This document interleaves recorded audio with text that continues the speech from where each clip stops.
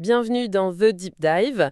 On va s'attaquer aujourd'hui à la question, vraiment celle que tout le monde se pose. Du novice complet à l'investisseur un peu plus aguerri, c'est quand le bon moment pour investir? On a tous cette image en tête, ce fantasme, le timing parfait, l'achat juste avant que la fusée décolle. Mais comme le disait Warren Buffett, et c'est une phrase qui remet bien les choses en perspective, le meilleur moment pour investir, c'était hier. Le deuxième meilleur, c'est aujourd'hui. Alors, on a devant nous une pile de sources, des études, des analyses qui traitent de stratégies d'investissement. Et ce qui est fascinant, c'est qu'elles parlent moins de, disons, formules magiques que de psychologie et de discipline. Notre mission aujourd'hui, c'est de décortiquer tout ça pour comprendre pourquoi le temps qu'on passe dans le marché est infiniment plus puissant que le moment qu'on choisit pour y entrer. Exactement. L'objectif, c'est vraiment de remplacer l'émotion et l'intuition, qui sont des guides absolument désastreux en finance, par une méthode, un système. On va voir que le fameux «quand investir», ce n'est pas une date précise à cocher dans son agenda, c'est plutôt une attitude, une discipline à construire sur la durée. Il s'agit de mettre en place des garde-fous pour se protéger de notre pire ennemi, nous-mêmes. Bon, alors rentrons dans le vif du sujet. Le concept de base, celui qu'on apprend en premier, c'est acheter bas, vendre haut. Ça semble être le b.a.-ba, la règle d'or. On se dit tous que c'est simple, que c'est logique. Alors pourquoi, si c'est si évident, presque personne n'y arrive de manière régulière? C'est séduisant parce que c'est une phrase qui, en apparence, résume tout. Mais les sources sont unanimes là-dessus. Personne, et j'insiste, même pas les gérants de fonds les plus brillants avec des armées d'analystes, personne ne peut prédire les mouvements du marché de façon constante. Le véritable obstacle, en fait, ce n'est pas la complexité des graphiques, c'est notre propre cerveau. La grande majorité des investisseurs prennent des décisions irrationnelles pilotées par deux émotions fondamentales, l'avidité et la peur. Et c'est là qu'on tombe dans ce fameux cycle émotionnel. On l'a toutes et tous vécu, même à petite échelle. On entend parler d'une action partout, les médias s'emballent, les amis en parlent au dîner. C'est l'euphorie. On est pris par ce que les anglo-saxons appellent le FOMO, la fear of missing out, la peur de rater le train. Et qu'est-ce qu'on fait? On achète. Souvent au moment où le marché est déjà au sommet de la montagne russe. Et l'inverse est tout aussi vrai. Quand le marché plonge, que les journaux titrent sur le lundi noir, que tout est rouge vif, c'est la panique générale. La peur de tout perdre prend le dessus et on vend, souvent au creux de la vague, juste avant le rebond. Les documents qu'on a analysés montrent un graphique très parlant du comportement typique d'un investisseur. Ça part de l'optimisme, ça monte vers l'euphorie et la cupidité au pic, puis ça bascule dans le déni, la peur, le désespoir et enfin la capitulation, tout en bas, quand on vend à perte. C'est un schéma qui se répète encore et qui anéantit la performance. Et là-dessus, les sources ont un chiffre qui m'a vraiment scotillé. C'est une statistique de JP Morgan Asset Management, tenez-vous bien. Sur une période de 20 ans, si un investisseur rate juste les 10 meilleures journées de bourse du S&P 500, sa performance totale est coupée en deux. Je répète, 10 jours, pas 10 mois, 10 jours sur 20 ans. C'est complètement fou. Ça veut dire que l'essentiel du bien se concentre sur des rebonds fulgurants et totalement imprévisibles.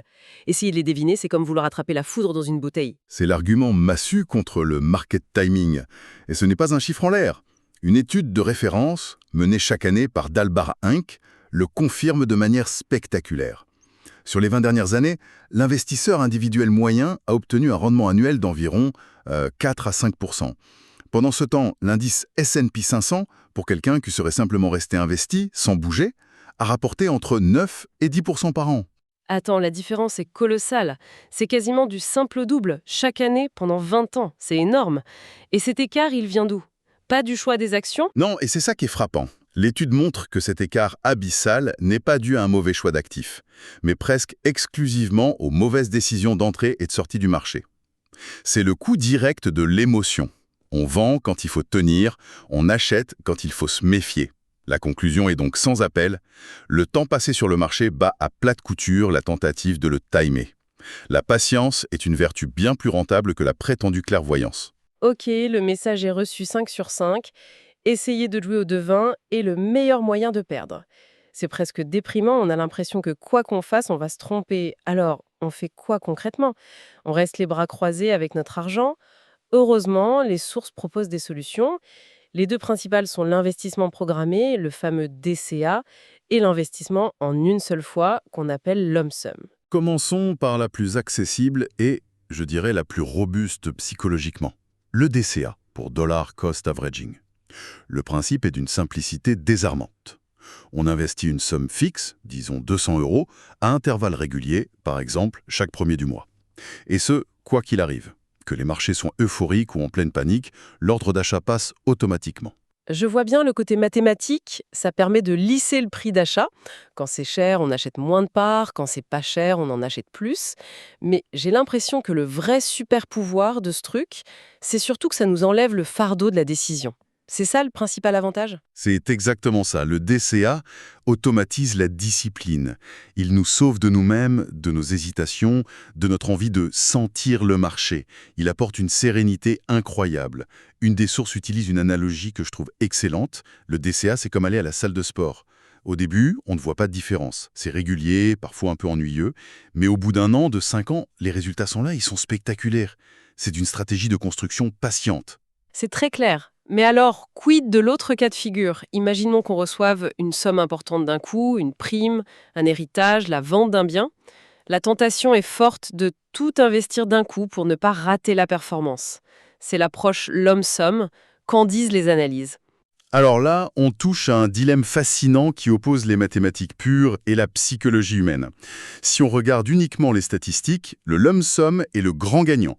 Une étude très poussée de Vanguard, qui a analysé des décennies de données, montre que l'investissement en une seule fois surperforme le DCA dans environ 2/3 des cas, à peu près 68%. Attends, ça me surprend. Toutes les sources nous disent d'être prudentes, de lisser, et là, la statistique pure nous dit « vas-y, balance tout d'un coup ». Ça semble complètement contre-intuitif. Pourquoi ce décalage entre la théorie et ce que tout le monde recommande? Parce que nous ne sommes pas des feuilles de calcul Excel. Le problème du lump sum n'est pas mathématique, il est émotionnel. Imaginez, vous investissez 100 000 € le lundi et le vendredi, le marché a perdu 30%. Vous êtes assis sur une perte virtuelle de 30 000 €. Statistiquement, sur 10 ans, vous serez probablement gagnant. Mais sur le moment, la pression psychologique est immense. Le risque, c'est de craquer, de vendre en panique au pire moment et de transformer cette perte virtuelle en une catastrophe bien réelle. Le risque de tilt, comme au poker. On prend une mauvaise décision sous le coup de l'émotion qui ruine tout le plan. Précisément. Le DCA, même s'il est un peu moins performant en moyenne, agit comme une assurance comportementale. Il nous protège entre la pire décision possible. La conclusion des sources est donc nuancée. Il n'y a pas une seule bonne réponse. La meilleure stratégie, c'est celle que l'on est capable de tenir sur la durée sans jamais paniquer. Pour la grande majorité des gens, la tranquillité d'esprit offerte par le DCA vaut bien plus que le gain statistique potentiel du lump sum. D'accord. Le DCA simple, c'est donc la version sécurité, le socle de base. Mais pour ceux qui ont le cœur un peu mieux accroché et qui veulent optimiser, est-ce qu'on peut être un peu plus malin, sans pour autant retomber dans le piège de la prédiction, j'imagine? Les sources parlent d'une approche Smart DCA. Oui, le Smart DCA ou DCA intelligent, c'est une surcouche intéressante. L'idée est de conserver la régularité, mais d'ajuster le montant investi en fonction de la température du marché. C'est une logique contrarienne en fait. On investit un peu plus quand le marché semble bon marché et un peu moins quand il semble cher. Et comment on définit si c'est cher ou bon marché sans faire de prédiction? C'est ça la clé? On utilise un outil statistique qui sonne compliqué mais qui est simple à visualiser. La régression linéaire. Imaginez le graphique du prix d'un actif qui monte en zigzagant sur des années. La régression, c'est simplement la ligne droite qu'on pourrait tracer en plein milieu de ces zigzags pour montrer la direction générale, la tendance de fond. C'est comme la trajectoire moyenne de la fusée, malgré ses petites secousses. D'accord. Donc, si le prix actuel est en dessous de cette ligne de tendance moyenne, on considère que c'est une promo et on achète un peu plus. Et s'il est très au-dessus, on se calme. C'est ça? C'est tout à fait ça. Les sources proposent même une formule. On calcule l'écart en pourcentage entre le prix et sa ligne de régression, on multiplie cet écart par un facteur, par exemple 3, et on ajuste le DCA. Concrètement, si le prix est 10% sous sa tendance, on augmente l'investissement mensuel de 30%.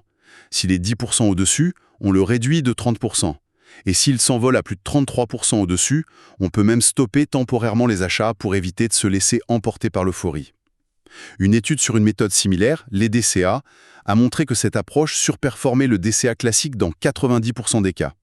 Ce n'est pas de la divination, c'est du pilotage. C'est fascinant. On garde la discipline, mais on y ajoute une couche de logique. Ok, ça c'est pour l'argent qu'on ajoute tous les mois. Mais qu'est-ce qu'on fait avec le portefeuille qui vit sa vie à côté? J'imagine qu'au bout d'un an, si les actions ont cartonné, mon allocation de départ de, disons, 70% actions et 30% obligations, elle n'a plus rien à voir avec la réalité. Est-ce que je dois tout revendre pour revenir à ma cible? C'est une question cruciale, et la réponse des sources est très nette et un peu contre-intuitive. Non, on évite à tout prix de vendre pour rééquilibrer.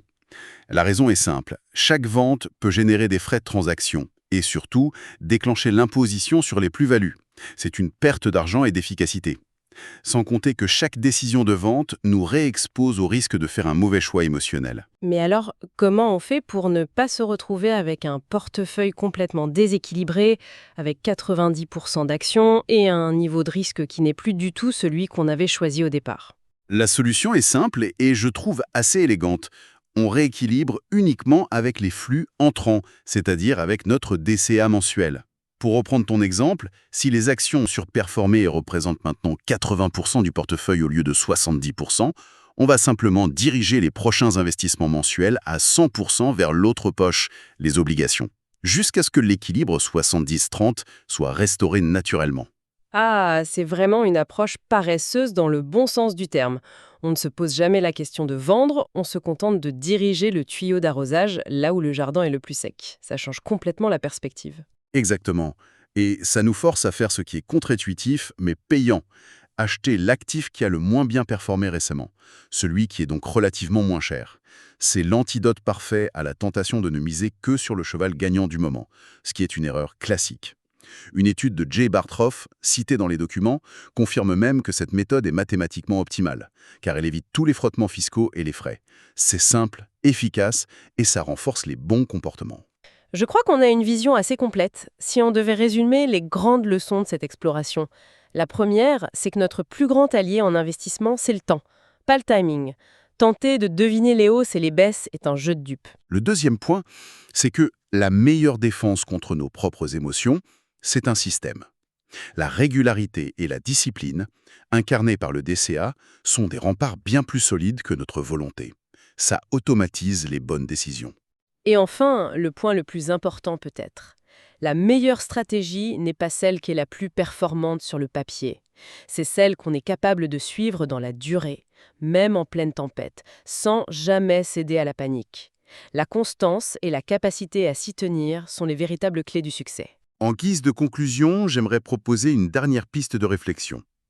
Toutes ces sources nous montrent de manière éclatante que la discipline et les systèmes sont cruciaux pour contrer nos biais cognitifs avec notre argent. Cela soulève une question qui va bien au-delà de la finance.